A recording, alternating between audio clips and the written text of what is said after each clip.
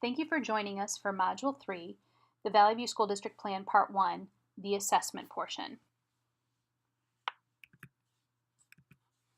Beginning with the end in mind, we are first going to consider the role of diagnostic and summative assessments as they relate to evidence in the SLO process. In the language of SLOs, diagnostic assessments can be the pretest. Summative assessment can be thought of as the post-test. We will go on in the training to examine different considerations for identifying your SLO measurement tools, and these considerations can be applied to both diagnostic or pretest assessments and summative post-test assessments. The formative assessments will be critical for you at midpoint review because it will inform you of the student's progress toward the goal and allow you to make adjustments to instruction to better ensure that they meet that goal. Therefore, formative assessments will want to be planned as part of your SLO. In looking at formative assessments, we're reminded that they, first of all, take place in the classroom and are among the responsibilities of the teacher. They are woven in, those are the checks along the way of the learning, and they're used as a tool to inform the teacher of next steps to meet student needs. So they must be a routine part of classroom instruction, they can't be separate from the instruction, and they're used to track learning during the instructional process. The information that's gleaned from the formative assessment is used to drive instruction. They're usually informal.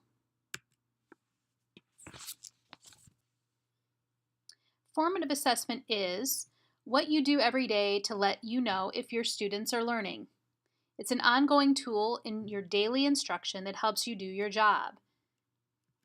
It helps explain the instructional process in between the diagnostic, which is the baseline, and the summative point.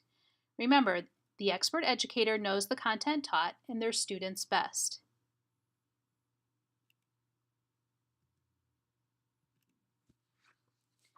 Summative assessments. Summative assessments are conducted at the end of the teaching to determine the mastery of standards and gather evidence of learning. They are not done every day. They can be used to inform others about the student's learning. For the purposes of student growth, data is collected from the first attempt of the summative and not from retakes. While this information is very surface level, we would encourage educators to deepen their knowledge of assessments that are available and work with their teams to discuss the targeted learning objectives that will be the subject of the plan and the linkage between the assessment selected and the targeted learning. These discussions will be ongoing as we work toward building our assessments in alignment with learning targets.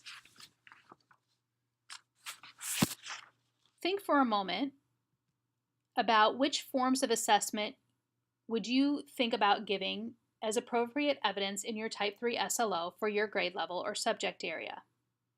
Keep in mind that there are more ways to approach assessing students than simple paper and pencil tests. For example, those multiple choice, fill in the blank, or true-false tests. Performance-based assessments, extended response, rubric-based tasks, and portfolios are all ways that are valuable measures of a student's knowledge and skills based on a specific criteria. Over the next few slides, we'll talk about some considerations when identifying assessments that will be used in the SLO. Some factors to consider. First of all, does the assessment align with content standards and course content? Does it have stretch? Does it have sufficient reliability and validity? This slide outlines the key alignment considerations. Notice that these are the concepts you consider when creating a classroom assessment, and you can create your own assessment. The assessment needs to, first of all, cover the overarching content for the grade level and subject. Questions must address the grade level standards. The questions can be at various levels of application. For example, if teaching addition, the assessment can include single, double, and triple-digit addition problems to follow for stretch. If fractions are not a grade level standard, they cannot be added to the assessment for more advanced students. Assessment questions should be in direct proportion to the amount of time spent on the topic in class. If one day was spent addressing putting a period at the end of a sentence, for example, but 3 weeks were spent on conjugating verbs, The heavier emphasis on the assessment should be on the portion of conjugations. There should be a full range of assessment questions in terms of cognitive thinking that was expected of the students. Refer to Hess's depth of knowledge chart to determine the different levels. This lends itself to assessment items that are not simply multiple choice, true or false, short answer, etc. Instructional tasks and assessments of learning should be similar. Again, this will be something teams of educators will continue to work through as we implement this new portion of the evaluation. Stretch must still be within the content standards for the grade. Application of the standards may be reflected in more advanced students by deepening the expected cognitive rigor.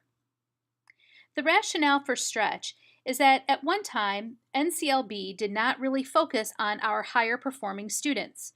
We were focused on attainment of minimum standards. We are now focusing on growth of all students based on where they are against the standards and moving them forward. If you know that students typically do well on a particular area or pre-assessment, you may want to determine whether this is the area of need in which you want to focus your SLO. Here is a simple scenario about stretch. Take a look at this scenario and determine whether or not the assessment used has enough stretch. The answer is, depending on the standards and expectations for students, this does not have sufficient stretch as it focuses on only double-digit multiplication. To allow all students to demonstrate growth, there must be questions that reflect the range of knowledge of the students in meeting the multiplication standard. Remember, simply having students maintain a level of proficiency at a particular level is not growth. Validity and reliability often bring to mind highly psychometrically designed assessments. Keep in mind the more simple definition we have given as seen in this video. Well, reliability and validity are actually psychometric concepts, and psychometrics is simply the science behind tests and measurement. So when you have a test that is reliable, that means that your test is going to deliver the same results consistently over time. So if I gave the test to my students today or tomorrow or the next day or even the next week, I can expect to get consistent findings about their performance. If the test was delivering scores that were all over the place, that wouldn't help me. That would not secure the fact that the test was actually telling me what I could expect from their performance. Validity is a similar concept, but validity really has to do with the type of content that's being tested upon. So is the student, when taking this exam, being tested truly over the content that was the focus of study? A valid test will always cover the content that was the focus of study. So you've got to have a test that both delivers consistent performance on those students as well as delivers information about their performance that's within a prescribed area of study. So to recap, the assessment should be valid, that is, that it measures what it says it measures. It should be reliable, in that it produces consistent results. It should contain clearly written and concise questions and directions, be fair to all groups of students, and also, one final consideration with respect to validity and reliability. Please keep in mind that IEPs are to be adhered to. For example, if a student has extended time, modified test, etc., written into their IEP, those same conditions must exist for the student growth measure.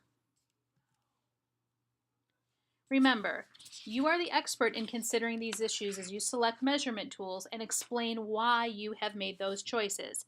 You will be advocating for your student learning objective and the assessment that is going to measure the growth of the students in your classroom. This concludes Module 3 on assessment. In our next Module 4, we'll talk about the second part of the VVSD plan, which occurs after the pretest or the diagnostic assessment is given as we collect baseline data and set the student growth goal.